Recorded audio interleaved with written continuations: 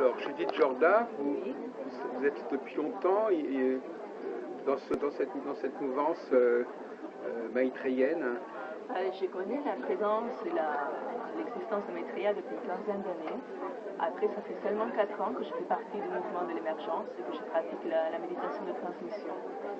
Et donc, j'ai lu les livres de Benjamin Crème depuis une bonne quinzaine d'années. Voilà. Et je suis consciente de la présence de Maitreya parmi nous depuis une bonne quinzaine d'années. Alors, comment cette conscience se manifeste? Comment la présence se manifeste?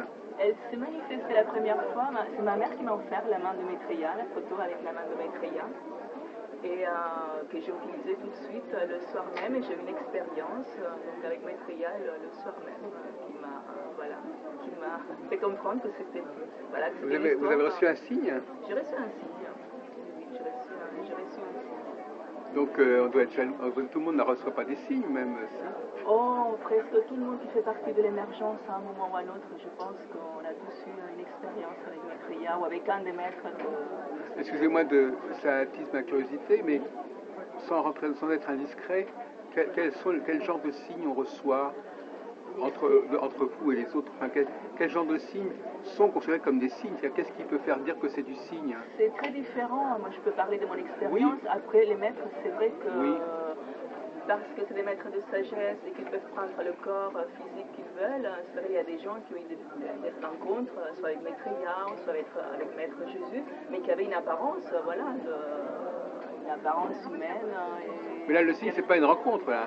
Non, moi, c'est passé, alors, moi je parle de mon expérience personnelle, c'est mieux que de parler celle des autres, c'est toujours mieux. Donc, moi, je faisais un voyage dans un train de nuit, donc de Barcelone vers une ville du nord de l'Espagne. Et donc, c'était ce jour même que ma mère m'avait offert la main. Donc, évidemment, ça m'a paru extraordinaire ce qu'elle m'a raconté sur Maitreya, mais j'avais quand même un petit doute. Je me disais, est-ce que c'est vrai, est-ce que c'est pas vrai? Et donc j'ai décidé de poser ma main, d'utiliser la main de Maitreya comme on nous explique de l'utiliser. Donc je posais ma main gauche sur la photographie et j'ai tout simplement posé la question à Maitreya, si tu existes vraiment, fais-moi un signe, donne-moi une preuve de ton existence. Donc c'était un voyage de nuit, donc c'était pendant la nuit. Il n'y avait pas de lumière dans la cabine, j'étais toute seule, je ne partageais pas la cabine avec quelqu'un. Et une seconde après avoir posé la question, j'ai ressenti une chaleur, mais comme si on était 50 degrés de température extrêmement forte. Et j'ai vu une image d'un être spirituel. Oui, c'est quand même assez frappant, oui. Donc, mais c'est une expérience qui a duré quelques secondes, mais qui était tellement intense qu'on avait l'impression que ça avait duré 15 minutes. Mais en fait, je pense qu'elle a dû durer quelques secondes seulement. Et j'ai ressenti une force, une énergie tellement puissante que je crois que si je l'avais ressentie pendant beaucoup plus longtemps, mon corps physique n'aurait pas pu la supporter. Et donc, voilà. Et depuis ces jours-là, voilà. Et cette photo, c'était quoi la photo? C'est la photo qui est connue dans tout le monde. C'est une main qui est apparue dans le miroir de la salle de bain d'une famille à Barcelone. Et donc cette main qui est apparue, elle était comme à l'intérieur du verre, de la glace, parce que cette famille, évidemment, quand ils l'ont vue, ils ont essayé de l'effacer, de la nettoyer. Et en fait, c'est une main qui est restée quelques jours et dont on a fait une photo qui maintenant, c'est devenu une carte postale qu'on peut retrouver dans plusieurs pays dans tout le monde. Et vous avez posé votre main sur cette main? En fait, on pose la main, pas sans la toucher nécessairement, mais très près, rapproché. Très rapproché. Et il a des vertus de guérison, d'aide, dans des moments quand on en a besoin. Et vous-même, vous en avez fait un usage aussi, justement? Bien sûr, quand j'ai des problèmes, je ne me sens pas très bien physiquement, quand c'est des choses très graves, mais voilà. Vous référez toujours à cette fameuse image? Ça, oui, ou même quand c'est des moments où on est, psychologiquement, on n'est pas très bien, ça peut apporter une aide. Alors, revenons sur l'idée générale de Maitreya.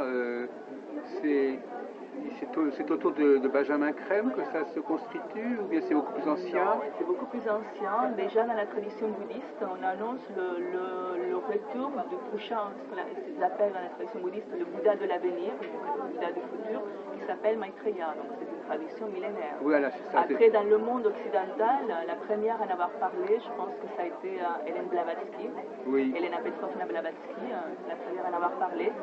Donc après qu'elle ait été suivie, son travail par Alice Bailey. Donc Oui. le travail d'Alice Bailey était une continuité du travail fait par Blavatsky, Madame Blavatsky. Oui, Madame Meurin parle beaucoup d'Alice Bailey. Voilà, oui, il y a eu plusieurs personnes. Et puis, donc, c'est Benjamin Crème qui, depuis les années 70, donc, diffuse cette information. Mais la différence avec Benjamin Crème, c'est que surtout son travail était basé sur le fait de l'émergence, donc vraiment le fait réel de le retour et la présence vraiment physique de Maitreya. Donc Alice Bailey, Hélène Blavatsky parlaient de l'existence de Maitreya et du possible retour.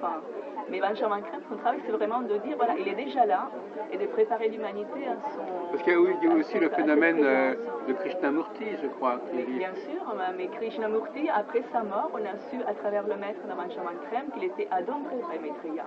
Donc une partie du message de Krishnamurti était quand même inspiré par le... Alors ce mot adombré, c'est un mot que tout le monde ne comprend pas. Adombré, comment on pourrait expliquer adombré avec des mots simples? C'est recevoir une énergie, alors mais à travers c'est à travers le mental, hein. C'est pas, on travaille pas, les maîtres ne travaillent pas avec l'astral, avec le corps astral, donc c'est à travers le mental, donc c'est quand même des gens qui peuvent être adombrés comme ça, c'est des gens qui doivent être polarisés, ce qu'on appelle polarisés mentalement, polarisation mentale, ça veut dire que l'âme, elle s'exprime à travers le corps mental et pas à travers le corps astral comme chez la plupart de personnes, on va dire.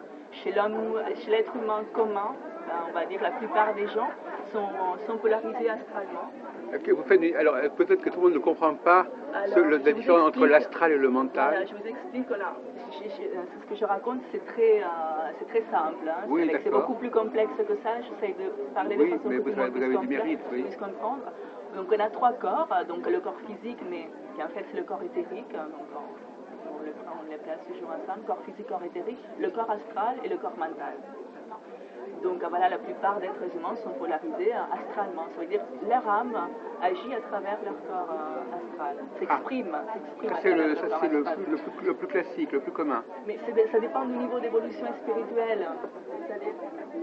Ça dépend du niveau spirituel de chaque personne. Donc chez les êtres un peu plus évolués, cette polarisation c'est fait à travers du corps mental.